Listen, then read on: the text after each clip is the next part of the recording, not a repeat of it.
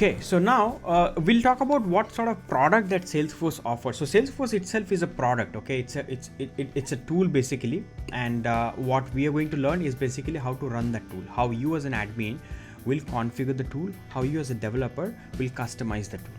Okay, Salesforce as a product, it offers a lot of inbuilt product. Okay, a lot of different products. Okay, so first thing is, in order to do the marketing for any business, Salesforce offers a cloud called Marketing Cloud. That's a product which helps the customer in order to do all their marketing.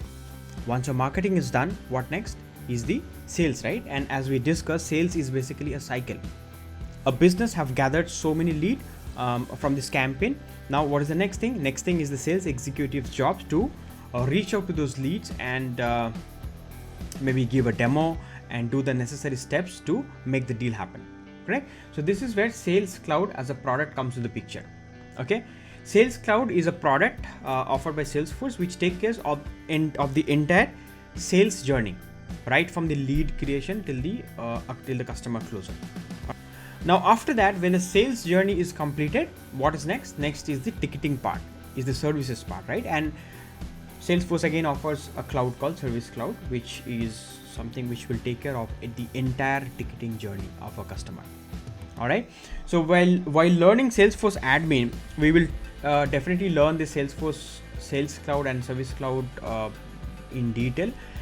Now we'll go ahead and see how can we sign up for a free Salesforce developer org. So Salesforce comes up with so many different editions, right? Professional, enterprise, unlimited, all these editions is being used by your customers, but these are a paid version, right? So you need a free version where you as an admin and developer can do your practice and can learn Salesforce. And Salesforce offers a free developer editions which we can sign up. It just requires your email address, and this will help you to do all your hands-on and your practice inside that particular developer org. So let's go ahead and sign it up.